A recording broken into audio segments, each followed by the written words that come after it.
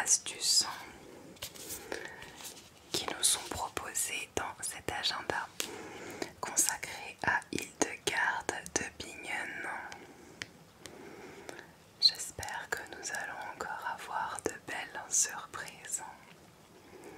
Et ce soir, pour la lecture des quelques pages, je vous propose de tourner la caméra pour voir l'agenda de plus près. Vous ne me verrez donc pas lire, vous verrez uniquement l'agenda. Et bien sûr, vous entendrez ma voix qui vous chuchotera les textes. J'espère que vous passerez un bon moment de détente si possible.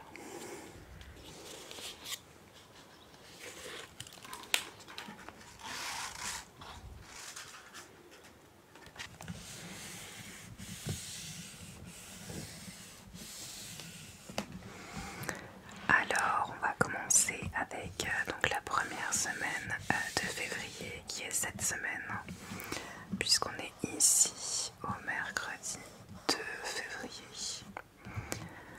Si quelqu'un souffre de rétention de ses règles et que celles-ci sont douloureuses, il doit prendre de la Tanésie, tiges et feuilles, Tanacetum vulgare, et le même poids en camomille, chrysanthemum, parthénium, et un peu plus de poids en bouillon blanc, feuilles, verbascum tapsus.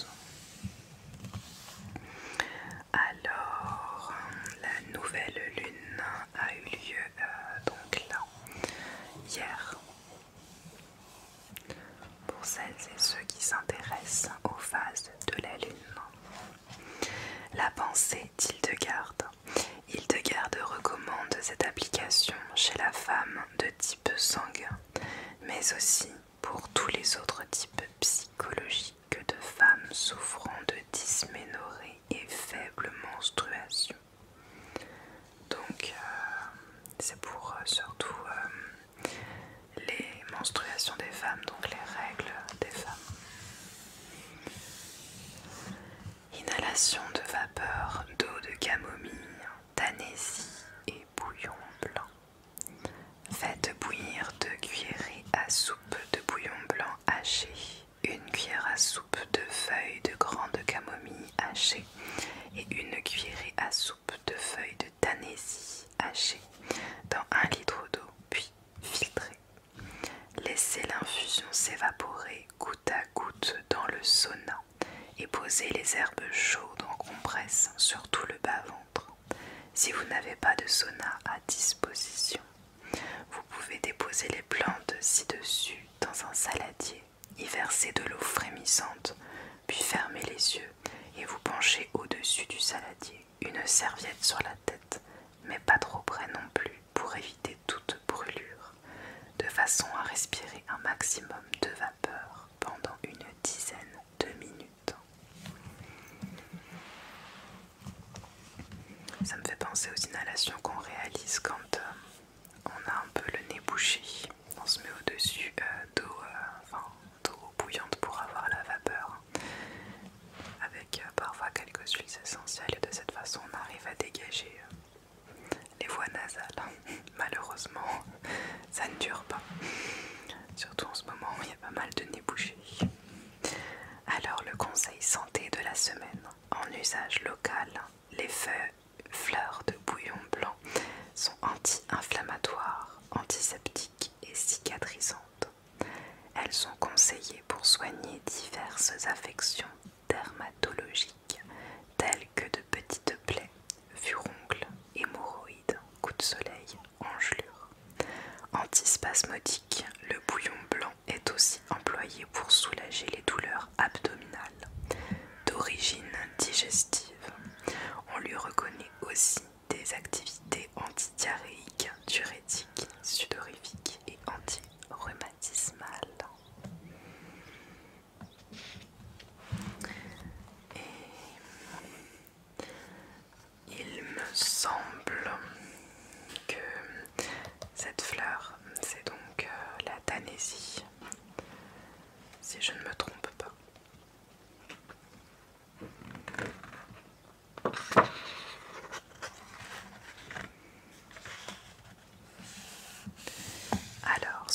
prochaine.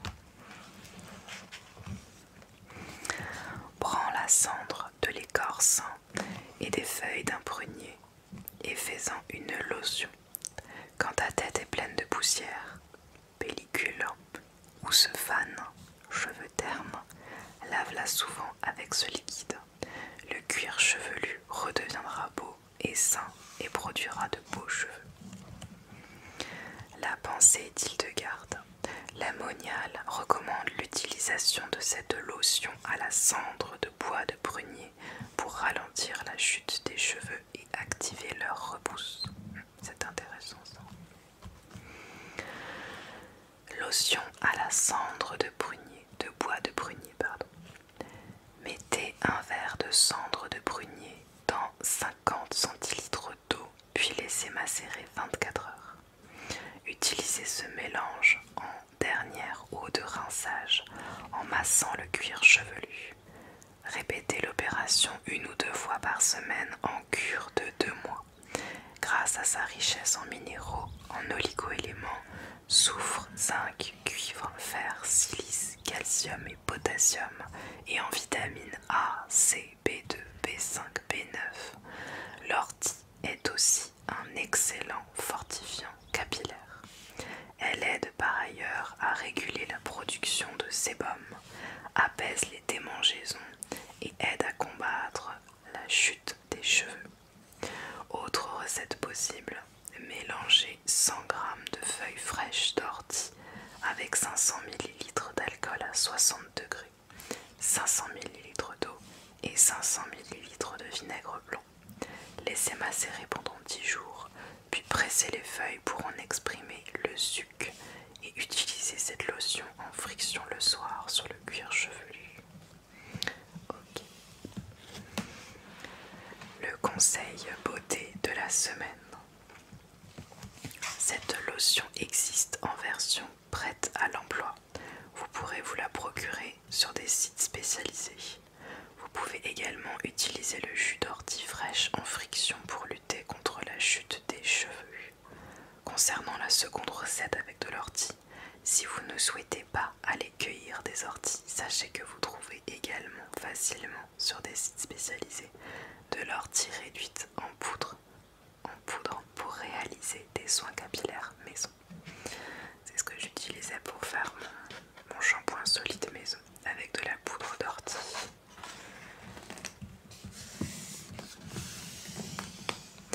Alors, déjà la 3e semaine de février.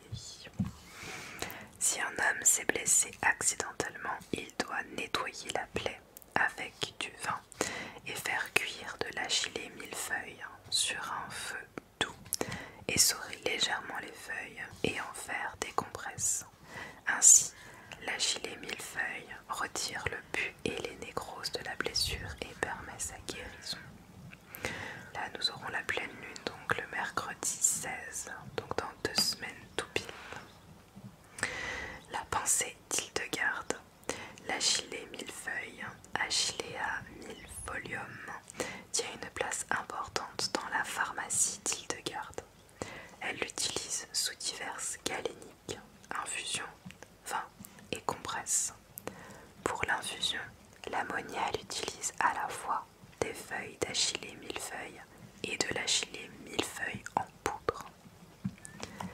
Et donc voici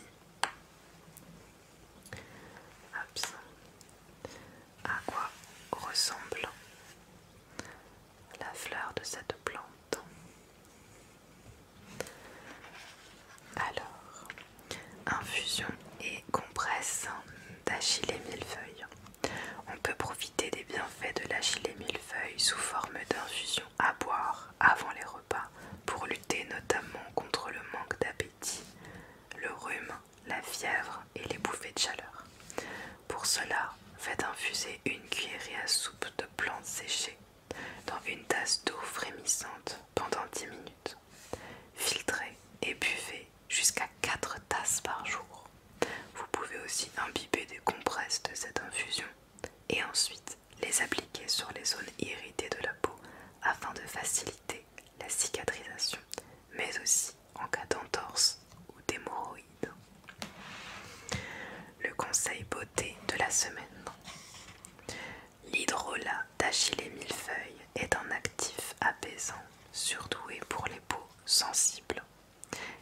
aussi rééquilibrant pour les peaux mixtes à grasse et atténue les rougeurs. Appliquez-le en guise de lotion matin et soir.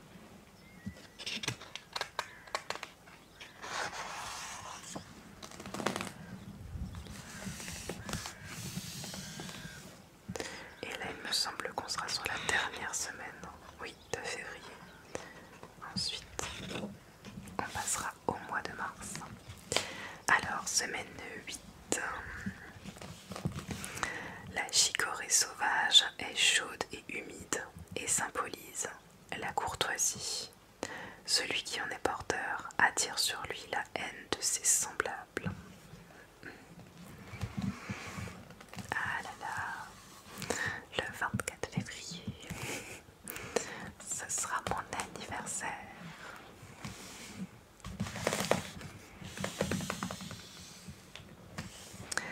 La pensée d'Hildegarde.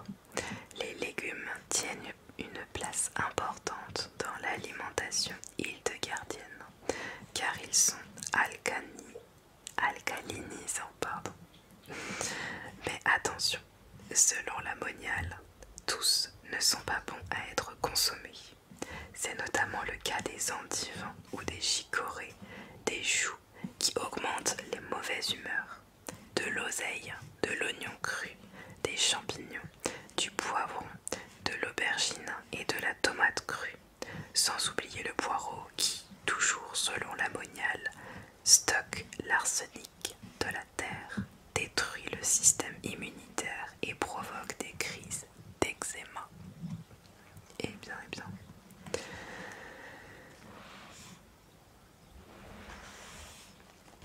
Salade et vinaigrette.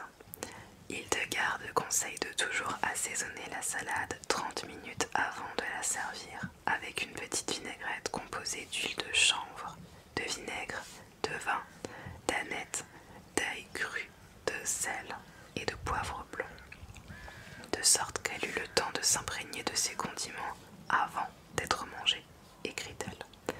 Hildegarde ne recommande ni la chicorée ni le radicchio, mais plutôt la mâche ou doucette, une espèce recommandée par la moniale pour guérir la goutte et les inflammations de la plèvre. Le conseil santé de la semaine. Selon Hildegarde, les champignons absorbent les métaux lourds et provoquent des gaz et des ballonnements. Ce sont effectivement de vraies éponges qui peuvent capter ce qu'il y a de néfaste dans l'atmosphère. Pollution, radioactivité. Leur digestion peut être longue et difficile chez certaines personnes parce qu'ils contiennent des fibres et de l'amidon résistant qui, comme son nom l'indique, ne peut pas être dégradé par les enzymes digestives et arrive intact dans l'intestin où il est fermenté par les bactéries. D'où de possibles ballonnements et un